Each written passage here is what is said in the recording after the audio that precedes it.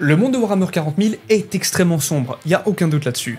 Et il existe un endroit encore plus sombre que la galaxie réelle, et il s'agit du monde immatériel, que l'on pourrait considérer de presque irréel.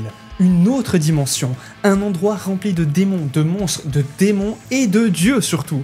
C'est un bordel sans nom dont on va parler aujourd'hui. Bienvenue dans cette vidéo, bienvenue sur la chaîne du Brush Club, n'hésitez pas à vous abonner pour ne pas rater les prochaines, et on est parti.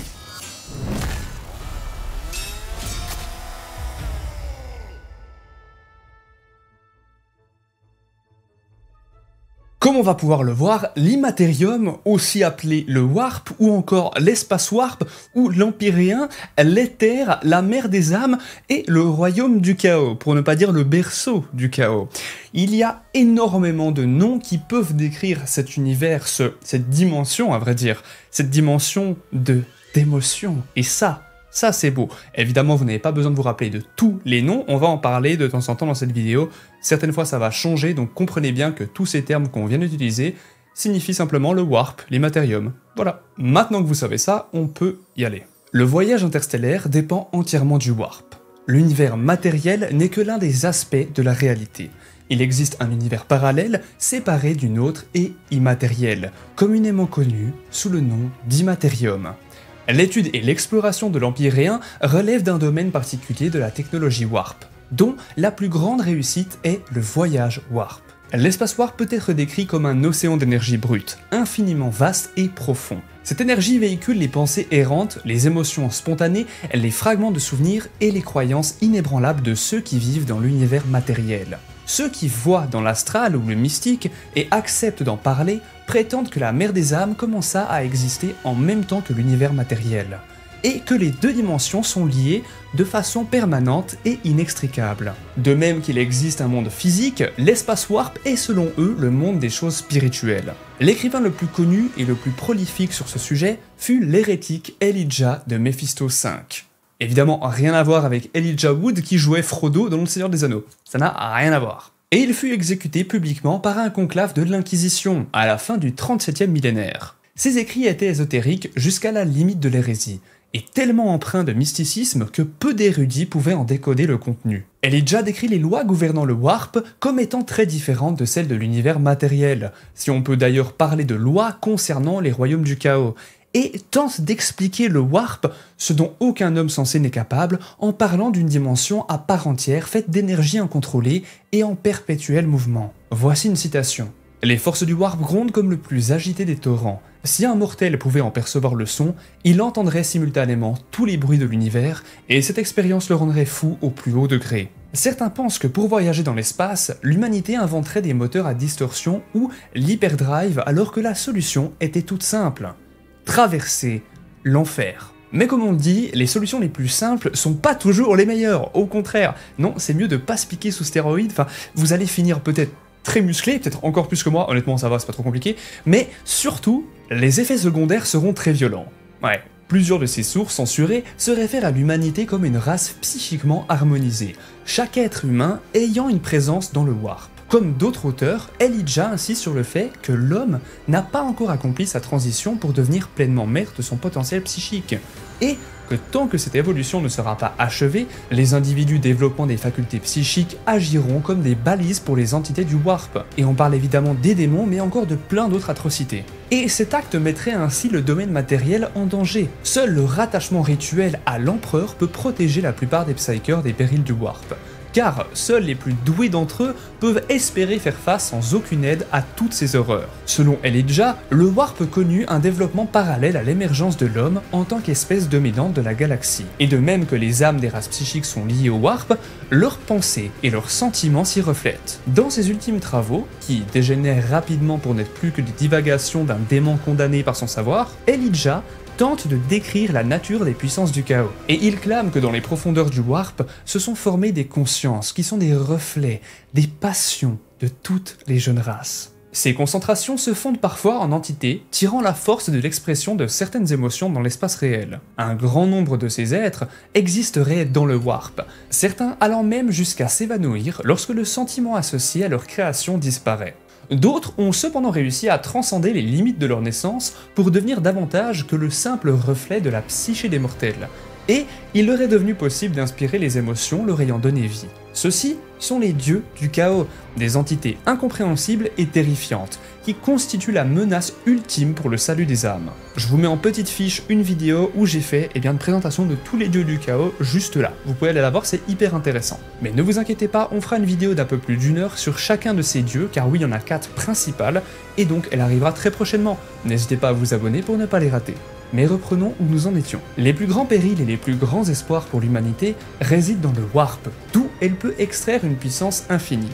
Cependant, sa propre présence dans ce vaste royaume, aussi insignifiante soit-elle, attire l'intention des prédateurs qui s'y terrent. Et tant que la race humaine n'aura pas pris la pleine mesure de son potentiel, elle ne cessera d'être la proie des forces du chaos, manifestation de ses propres faiblesses. Et l'énergie illimitée du Warp continuera de se manifester aux frontières de la perception humaine, alimentant la flamme sombre qui brûle dans l'âme de chacun.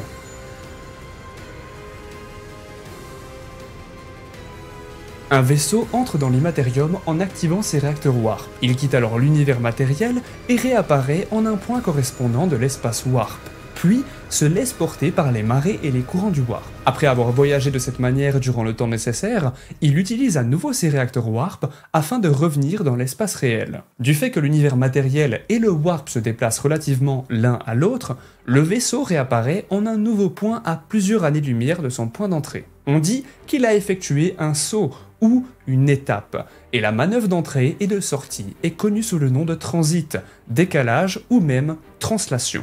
On voyage généralement en effectuant une succession de sauts de 4 à 5 années-lumière chacun. Au-delà de cette distance, le saut Warp devient imprévisible et dangereux, car les marées du Warp ondoient et sinuent de manière aussi complexe qu'incohérente. Les vaisseaux qui tentent des étapes plus longues sont généralement considérablement déviés de leur trajectoire. Si tous les voyages dans le Warp devaient être soumis à ces restrictions, l'humanité n'aurait jamais pu se répandre aussi largement dans la galaxie qu'elle ait pu le faire. Il est possible d'effectuer des sauts plus longs en gouvernant un vaisseau, dans les rares cas où l'on est capable de percevoir les courants de l'immatérium, de les exploiter et d'épouser leur déplacement afin de diriger le vaisseau vers un point donné dans l'univers matériel. Seuls les représentants de la race des mutants humains, connus sous le nom de navigators, sont capables de piloter un vaisseau dans le Warp de cette manière. Certains individus sont sensibles aux fluctuations de l'espace Warp. Ils peuvent par exemple sentir l'approche d'un vaisseau avant que celui-ci ne translate hors du Warp afin de réapparaître dans l'univers matériel. En règle générale, chez les humains, la sensibilité du Warp n'est pas un trait extrêmement répandu. Toutefois, chez une minorité d'individus, cette réceptivité est très affûtée. Ces individus sont appelés des psykers, et ils sont capables de contrôler et d'utiliser consciemment l'énergie du Warp afin d'affecter l'univers matériel. Les navigators possèdent des dons particuliers et des pouvoirs qui leur permettent de gouverner des vaisseaux dans le Warp.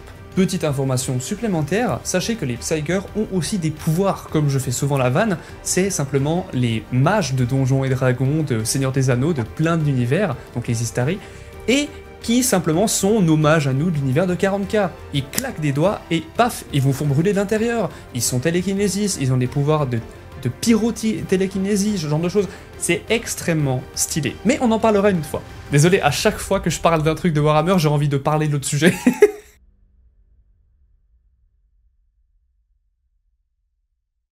C'est également sur Terra que se trouve le Hall de l'Astronomicon, où le signal psychique utilisé par les vaisseaux spatiaux de l'Imperium afin de traverser sans encombre l'espace est généré par la concentration mentale ininterrompue de milliers de psykers de l'Adeptus Astronomica. C'est grâce à ce signal que les navigators peuvent diriger les vaisseaux sur de longues distances. Les membres de l'Adeptus Astra Telepathica travaillent en collaboration étroite avec ces derniers. Ce sont des astrotélépathes doués qui usent de leurs étranges pouvoirs pour communiquer avec leurs semblables dans l'Imperium et où qu'ils soient.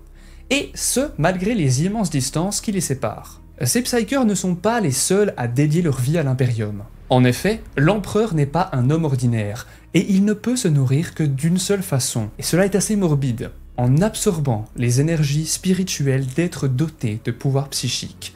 Des centaines meurent chaque jour dans ce but, mais les prêcheurs du Ministerum enseignent qu'il ne s'agit là que d'un maigre prix à payer, et ceux qui doivent mourir le font avec joie. Il s'agit simplement d'un fanatisme, et donc de sacrifice. Très puissant aux environs de Terra, le signal de l'Astronomicon s'affaiblit graduellement plus l'on s'en éloigne.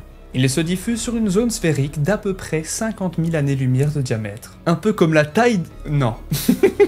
Il ne s'étend pas jusqu'aux extrêmes limites de la galaxie, et du fait que Terra est située dans l'Est galactique, il n'atteint pas une immense portion des régions orientales de la galaxie. En outre, sa portée et sa puissance ne sont pas constantes, et il arrive qu'il soit étouffé par certaines perturbations localisées du Warp. Ces perturbations sont comparables aux ouragans qui agitent l'atmosphère d'une planète, ou aux tempêtes Warp. Et elles peuvent être si violentes et si persistantes que des systèmes stellaires entiers peuvent se retrouver isolés durant des centaines d'années. En plus d'obscurcir le signal de l'Astronomicon, les tempêtes Warp sont également très dangereuses pour les vaisseaux qui voyagent dans leur voisinage. Aucun vaisseau spatial ne peut espérer s'aventurer à l'intérieur d'une tempête Warp et y survivre, bien que certaines histoires parlent de vaisseaux miraculeusement rescapés, ou catapultés à des dizaines de milliers d'années-lumière de leur trajectoire initiale. Et on sait pas trop comment. De plus, les tempêtes Warp ne sont pas les seuls dangers qui guettent les vaisseaux dans le Warp, car il est habité par des énergies conscientes et d'autres formes de vie immatérielle, des créatures constituées de la matière changeante du Warp lui-même. Rares sont les entités amicales, et la plupart sont franchement hostiles. Mais il existe un seul ami que vous pourrez retrouver au sein du Warp, et il s'agit de Kaldor Drego. Ouais, notre Chuck Norris de Warhammer. Si vous n'avez toujours pas compris ce qu'est l'Astronomicon, si vous voulez vous rappeler un petit peu mieux de ce qu'est l'Astronomicon, dites-vous simplement qu'il s'agit d'un phare. D'un phare, simplement pour que les vaisseaux, à la place des bateaux, retrouvent leur voie. Voilà. Évidemment sous stéroïdes parce qu'on est dans 40K, évidemment.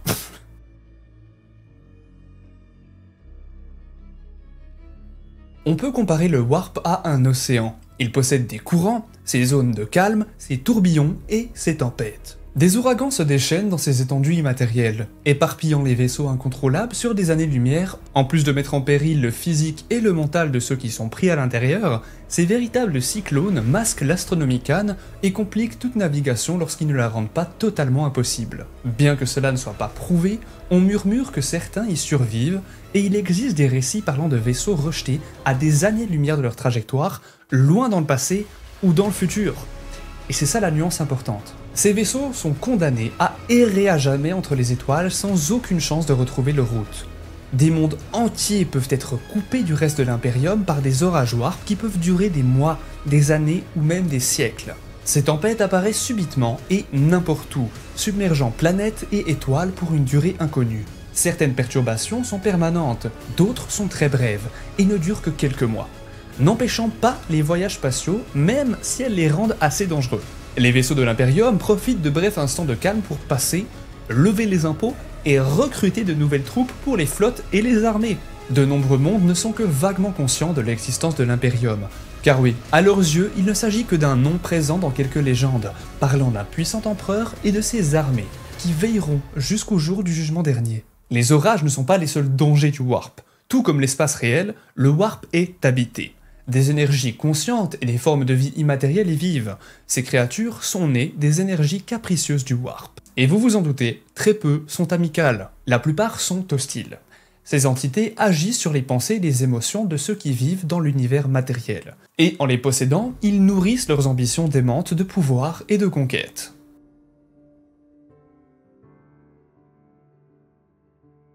Une regia occulta, j'espère que mon accent est pas mal, ou une regia occulta, c'est du latin, hein, je sais pas, est un passage, un tunnel ou un portail qui relie le matérium et l'immatérium, donc le monde réel et le monde immatériel, voilà.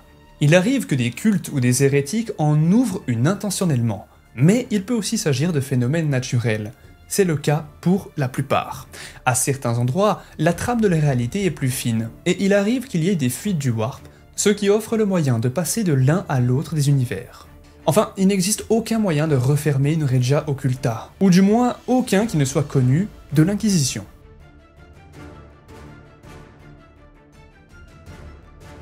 Les variations temporelles sont considérées entre l'espace réel et l'espace Warp. En plus du fait que le temps s'écoule différemment dans l'un et dans l'autre, il s'écoule également d'une manière variable. Tant qu'un vaisseau n'a pas terminé son saut, son équipage ne peut connaître la durée réelle du voyage qu'il vient d'effectuer. Le temps qui s'écoule dans l'espace réel est appelé durée réelle, tandis que celui qui s'écoule à bord du vaisseau est appelé durée Warp. Ouais, c'est pas trop compliqué, hein.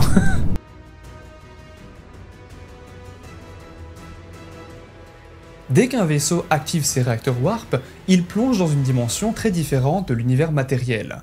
Pour plus de clarté, on peut imaginer le warp comme un espace saturé d'énergie relative dense, presque liquide, dépourvu d'étoiles, de lumière et de vie au sens que nous accordons habituellement à ce mot. Une fois dans cet univers parallèle, un vaisseau peut se déplacer grâce à ses réacteurs principaux, en suivant les puissants tourbillons et les courants du warp afin de se diriger vers un point warp correspondant à une destination dans l'espace réel.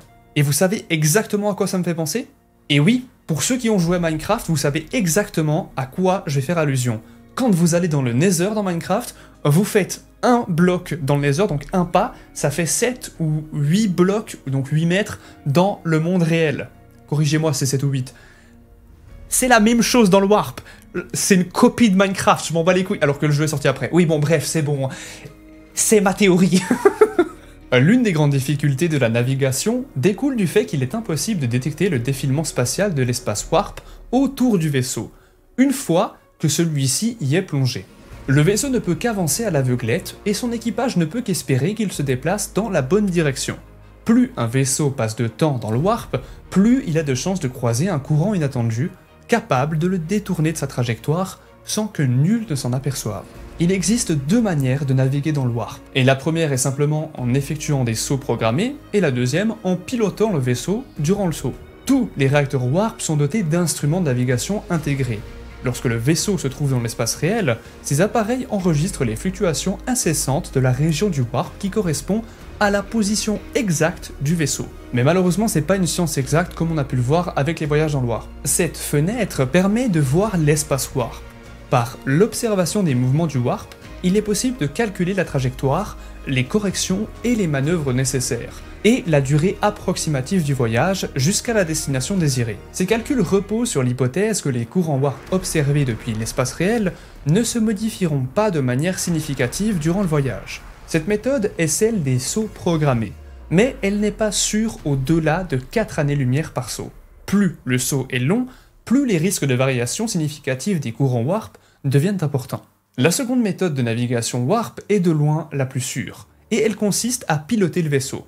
Elle repose sur deux éléments essentiels, le navigator et la balise psychique de l'Astronomican. J'imagine que vous en rappelez, l'Astronomican c'est quoi ? Ouais, là c'est vous qui devez répondre. Et ouais, c'est ça, c'est bien le phare qui est émis depuis Terra. Le navigateur est capable de recevoir ce signal et de l'utiliser pour piloter un vaisseau dans le Warp, en compensant les éventuelles variations des courants au fur et à mesure de sa progression. Cela permet de couvrir les distances beaucoup plus importantes que lors d'un saut programmé.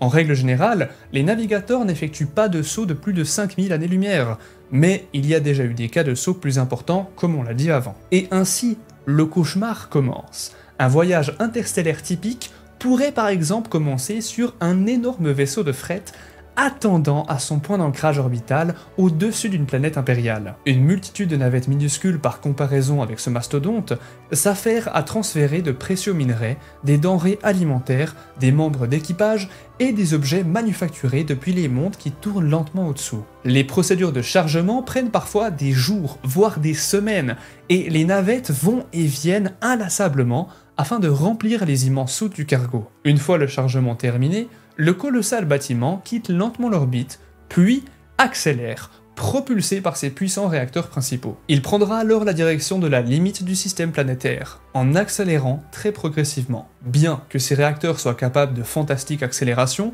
les risques de collision avec des débris interplanétaires sont aussi très élevés si le vaisseau accélère trop tôt, ou trop puissamment. Tandis que l'étoile du système diminue dans son sillage, les débris deviennent de moins en moins nombreux, et la vitesse du vaisseau finit par avoisiner 1% de la vitesse de la lumière. Après plusieurs semaines de voyage, le vaisseau atteint enfin son premier point de passage, la limite de saut, qui dessine la circonférence d'un cercle autour de l'étoile du système et qui marque la frontière au-delà laquelle la densité de débris interplanétaires tombe au-dessous de la densité warp maximum. Une fois cette frontière invisible franchie, il est possible d'activer le réacteur warp sans danger. Un équipage suffisamment fou ou stupide pour activer prématurément les réacteurs warp peut se considérer comme chanceux si son vaisseau est simplement catapulté à des milliers d'années-lumière de sa trajectoire initiale. Toutefois, il est plus probable que le vaisseau serait simplement déchiqueté et anéanti, et que plus personne n'en entendra parler. Dès l'activation des réacteurs Warp, le vaisseau disparaît de l'univers réel et pénètre dans la dimension de l'espace Warp. Son véritable voyage interstellaire vient de commencer. En règle générale, seuls les voyages les plus longs nécessitent plus d'un saut. Même ainsi, il s'écoule presque 2 semaines à bord du vaisseau avant que celui-ci ne soit prêt à achever son saut. Pendant ce temps, à cause des fluctuations temporelles de l'espace Warp, plus d'1 année s'est écoulée dans l'univers réel. Le vaisseau réapparaît dans l'univers réel juste avant la limite de saut du système planétaire qui est à sa destination. Avec un peu de chance, il émergera tout près. Dans le cas contraire, il lui faudra peut-être plusieurs semaines supplémentaires afin d'atteindre les planètes intérieures du système. Il est toujours sage de tenir compte d'une distance de sécurité lorsque l'on effectue un saut en direction d'une étoile. Une translation dans l'espace réel à l'intérieur de la limite de saut aurait les mêmes conséquences que l'activation prématurée des réacteurs Warp en quittant un système. Ce genre d'erreur se termine pratiquement toujours par un désastre. Le vaisseau est enfin prêt à entreprendre la dernière partie du trajet. Il commence par signaler sa présence aux autorités de sa planète de destination et par déterminer ses nouvelles coordonnées temporelles. Dans l'espace Warp, l'écoulement du temps est si différent de celui de l'espace normal que l'équipage ne peut savoir si le voyage a pris quelques mois ou quelques années. À son arrivée, le vaisseau se déplace approximativement à 1% de la vitesse de la lumière. Puis, il décélère progressivement, en arrivant dans la région interne du système plus dense. Finalement, il atteint sa destination et des essaims de navettes se rassemblent à nouveau autour de sa coque. Pas de blague de merde. Nice car! Chargeant et déchargeant ses marchandises et ses passagers en préparation de son trajet suivant.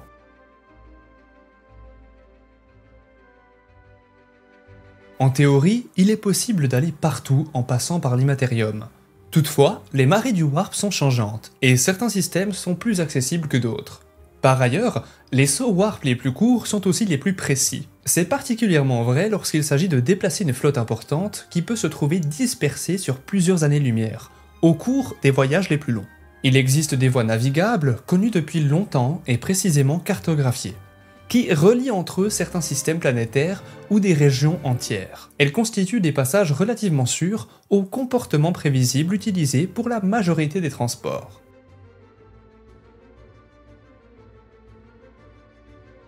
Une porte Warp est un point dans l'espace réel qui est relié à un autre point dans l'espace réel par un tunnel traversant l'espace Warp. Pour simplifier, imaginez que vous aurez une porte et entre cette porte et une autre porte de votre salon par exemple, se trouve une dimension de démon. Vous entrez dans cette première porte, vous faites quelques pas dans la dimension de démon, vous retraversez la deuxième porte, vous arrivez dans la même dimension que la première porte que vous avez franchie. Pour des raisons inconnues, ces tunnels semblent protégés contre les perturbations ordinaires de l'espace Warp, permettant ainsi à ceux qui les empruntent de traverser le Warp en un temps déterminé et en parfaite sécurité. Leur présence et les conditions de leur apparition restent assez mystérieuses, et suscitent d'après débat entre ceux qui prétendent qu'elles sont artificielles et ceux qui soutiennent qu'elles sont d'origine naturelle. Si elles sont artificielles, nul ne saurait dire qui les a fabriquées et dans quel but. Pour compliquer encore les choses, certaines de ces portes ont été artificiellement améliorées et leurs ouvertures soulignées d'appareillage mécanique dont le fonctionnement exact fait l'objet de nombreuses spéculations, tandis que d'autres ne sont que des simples trous noirs dans l'espace réel. Ces portes Warp existent dans les régions les plus reculées de l'espace, mais aussi en lisière de systèmes planétaires et même sur des planètes. Les plus impressionnantes sont assez vastes pour accueillir un vaisseau spatial sans aucune difficulté. Elles sont habituellement situées à l'orée d'un système stellaire ou parmi ses planètes extérieures. Certaines sont juste assez grandes pour permettre le passage d'un petit véhicule ou parfois d'une créature de taille humaine. Celles-ci se trouvent le plus souvent à la surface d'une planète et conduisent directement à d'autres portes situées, elles aussi à la surface d'autres planètes. Ces portes sont rares, et les plus petites sont les plus rares de toutes. Les portes planétaires sont souvent camouflées, ou ne répondent qu'à une stimulation électrique, psychique ou d'une autre nature, ce qui tendrait à indiquer une certaine volonté de les dissimuler de la part de leur créateur. Toutes les races spatiales sont disposées à utiliser ces portes lorsqu'elles les découvrent. Mais attention, il faut savoir que certaines d'entre elles mènent à des destinations dangereuses.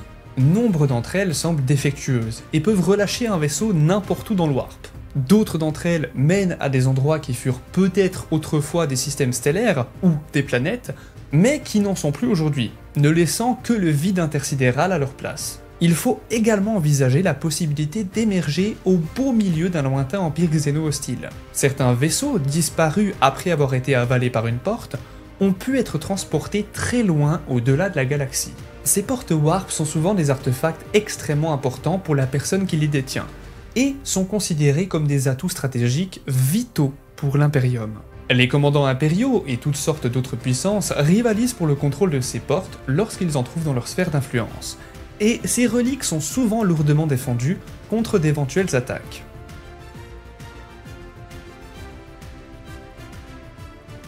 Un portail warp est un point de l'espace où le warp et l'espace réel se touchent, formant une entrée ou une sortie stable dans l'espace warp.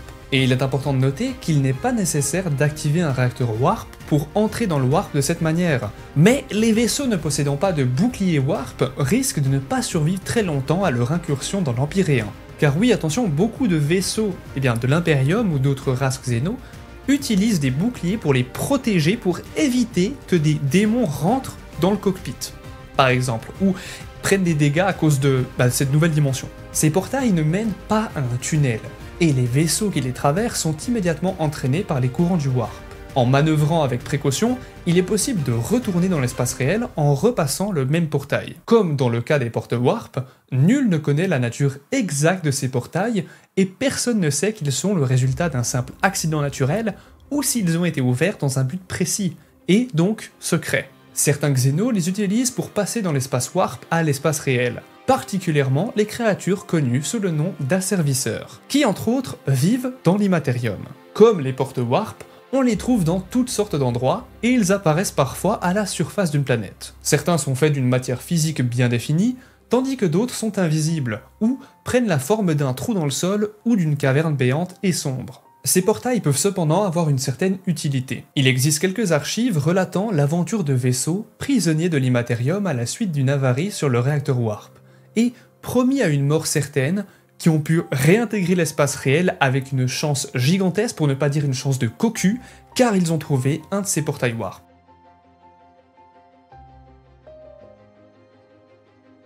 Il y a 10 000 ans de cela, notre galaxie fut témoin de la chute des Eldari. Comme pour tant d'autres races mortelles, leur âme est imparfaite, possédée par une intensité qui les condamne à l'excès dans tout ce qu'ils entreprennent, ce qui mena jadis à la lente dégénérescence de leur société, lorsque chacun d'entre eux chercha à assouvir ses passions au détriment de toute autre considération. Au cœur de l'œil de la terreur reposent les mondes déchus, planètes d'origine du peuple Eldari, désormais aux mains des démons et de la folie. Ils sont à l'heure actuelle la seule source du matériau brut utilisé pour concevoir les pierres d'esprit où les âmes à Eldari sont aspirées pour échapper à l'éternelle soif de Slaanesh. En quête de cette matière, dont on dit qu'elle est faite d'essence chaotique pure, coagulée au moment de la chute, certains continuent de s'aventurer vers ces mondes, mais très peu en reviennent. C'est comme ce cliché dans les films où quelqu'un dit « il est allé là-bas », mais toutes les personnes qui y sont allées n'en sont jamais revenues.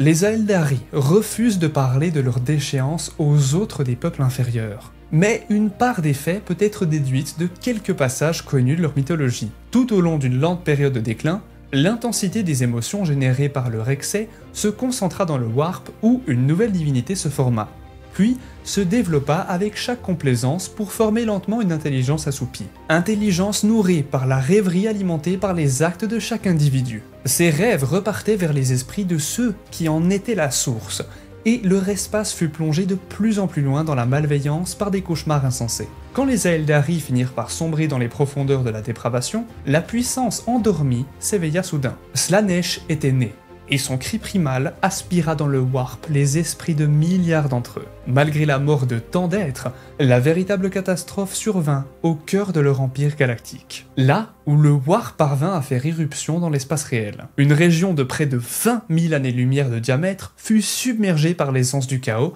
et constitue aujourd'hui encore le fameux œil de la terreur. L'espace est souvent agité par des tempêtes warp quand celui-ci parvient à prendre prise sur la réalité, et des systèmes entiers se retrouvent alors isolés pendant des années. En comparaison avec ces phénomènes relativement naturels, L'œil de la terreur est comme une tornade noyant les souffles de la brise. La chute des Eldar a donné naissance à une interface entre warp et espace matériel, une plaie ouverte dans la réalité, d'où suinte en permanence souillure et corruption. Les forces de l'Empyréen ont une influence directe sur ces lieux, en faisant une région où les lois physiques n'ont plus cours, et où les planètes sont modelées selon les caprices enragés des divinités.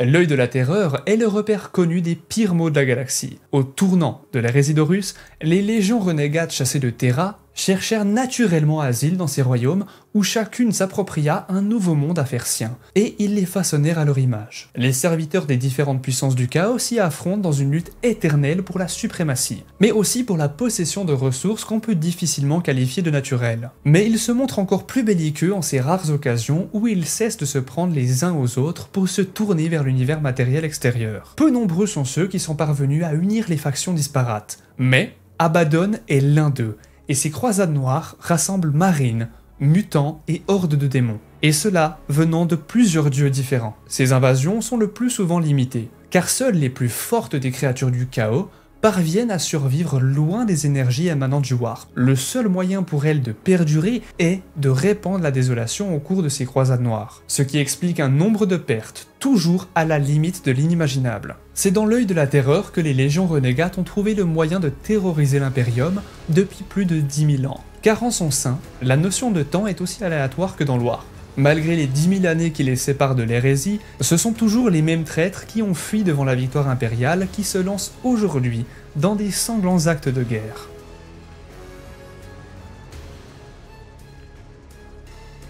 Bien que mes gardes dorment et que mes vaisseaux soient amarrés, nos ennemis savent parfaitement que le canon se repose jamais. Situé à approximativement 40 000 années-lumière à l'est galactique de Terra, le Maelstrom est un secteur spatial agité par des tempêtes warp si intenses que la navigation stellaire y est rendue pratiquement impossible. À la différence de l'œil de la terreur, il s'agirait plutôt d'un phénomène naturel, et c'est du moins ce que disent certains savants de l'Imperium. Cette région si difficile à traverser est devenue le repère de flibustiers et de criminels de notre galaxie. On estime que l'espace de non-droit à l'intérieur du Maelstrom abrite au moins 20 empires orques, mais pas que. Aussi de nombreuses colonies rudes et les forteresses d'innombrables pirates humains. Il est également supposé héberger un important contingent de Space Marines de la Légion des Worldbearers, qui y trouvèrent un refuge au lendemain de l'hérésie. Les énergies du Warp abondent dans cette région, et leur corruption empoisonne lentement ceux qui sont suffisamment fous ou désespérés pour chercher refuge sur ces mondes. Au temps de la Grande Croisade, les armées de l'Empereur voulurent pénétrer le Maelstrom pour le purger du mal qui s'y cachait. Des centaines de vaisseaux et des milliers de régiments furent perdus au cours de cette campagne, et l'Empereur, qui avait encore une galaxie entière à reconquérir, déclara la région Purgatus. Dans les années qui suivirent l'hérésie d'Horus, Roboute Guilliman décida que les habitants du Maelstrom constituaient une menace trop importante pour la stabilité d'un impérium fragilisé, et ordonna que les régions environnantes soient renforcées, dans un effort de contenir toute attaque qui aurait pu en émaner. La responsabilité de la sécurité des secteurs bordant le Maelstrom incomba initialement au chapitre des White Scars, dont les installations de Mundus Planus se trouvaient à proximité. Et c'est simplement le monde chapitral des White Scars. Néanmoins, vers le milieu du 36e millénaire, il devint évident qu'il était impossible pour ce seul chapitre de réagir assez rapidement à chaque alerte dans un secteur aussi vaste. Le Senatorum Imperialis permit en 598.M35 une nouvelle fondation de Space Marine, et l'un des chapitres créés, celui des Astral Claws, reçut comme unique responsabilité celle de surveiller les frontières spatiales du Maelstrom et d'en interdire l'accès aux individus désireux s'échapper à la justice impériale. Les raisons qui menèrent les Astral Claws à perdre la grâce de l'Empereur sont assez mal connues, à l'exception des détails du conflit qui vit plusieurs autres chapitres Space Marine s'allier à eux contre ceux chargés de réprimer leur rébellion. Le maître de chapitre Luft Huron, ou Huron Sombre Cœur, s'étant déclaré au-dessus de la loi de Terra et ayant ainsi guidé les siens sur la voie de la damnation. Nul ne saura donc jamais si le soulèvement de Badab, tel qu'il fut plus tard appelé, fut provoqué par la proximité et la pernicieuse influence des tempêtes Warp. Mais il força les Astral Claws et les sécessionnistes d'autres chapitres à fuir vers le cœur du Maelstrom. où ils se bâtirent un véritable empire à partir duquel ils écument aujourd'hui les routes commerciales impériales sur 5000 années-lumière à la ronde. Après avoir rendu son âme à l'ascension universelle du chaos, Lufth-Huron, putain ce nom je suis navré mais Lufth, putain quel nom de merde, se fit donc appeler Huron Sombrecœur et rebaptisa son chapitre les Red Corsaires. À ce jour, la plupart des rares Space Marines à avoir tragiquement succombé aux attraits du chaos après avoir été exposés à l'influence néfaste du Maelstrom ont rejoint les rangs de cette sinistre phalange.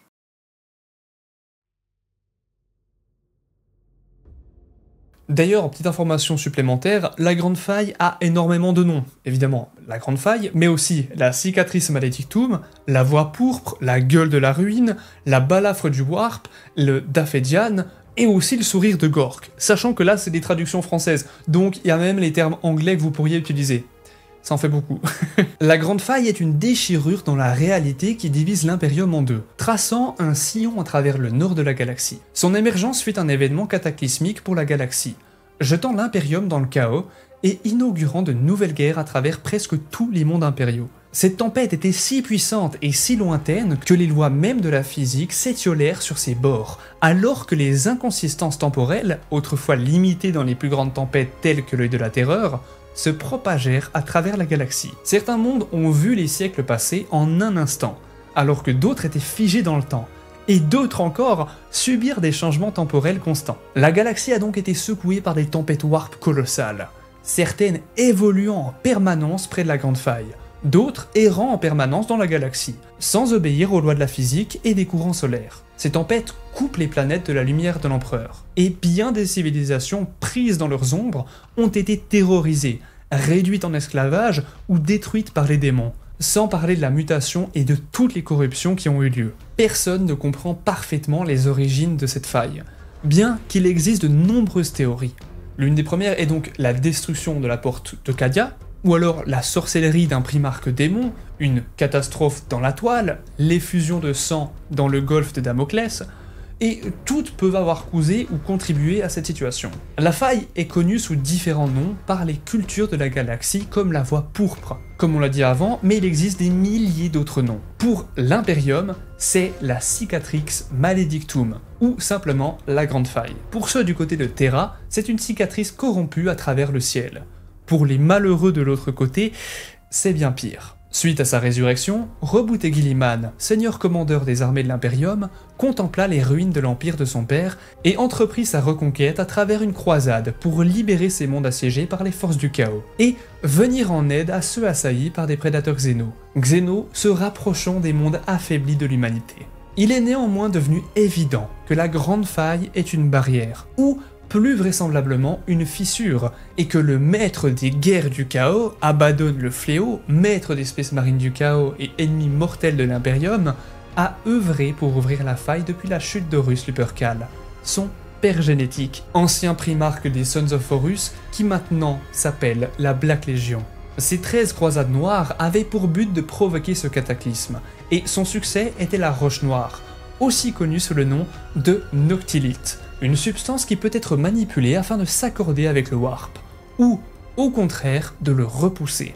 Longtemps négligé par l'Imperium, il s'est avéré qu'Abaddon a été plus rapide à percevoir son utilité. Mais ce qui est encore plus troublant, c'est que des mondes où l'on trouve des concentrations de cette substance furent ceux où sont présentées des structures xéno, connues comme des monolithes, et la plupart situés à présent loin à l'intérieur de la faille. Ces mondes ont été, au cours des derniers millénaires, attaqués et détruits par le maître de guerre, leur localisation se concentrant le long d'une ligne qui traverse l'actuelle faille. Abaddon, en les détruisant, a peu à peu ouvert la faille, ce qui a permis la neutralisation des pylônes qui contenaient les pouvoirs du Warp, permettant à l'Empyréen de se déverser dans la réalité. La destruction des pylônes de Cadia aura été le dernier acte permettant la naissance de cette terrible cicatrice galactique, qui aujourd'hui ouvre un nouvel âge de ténèbres.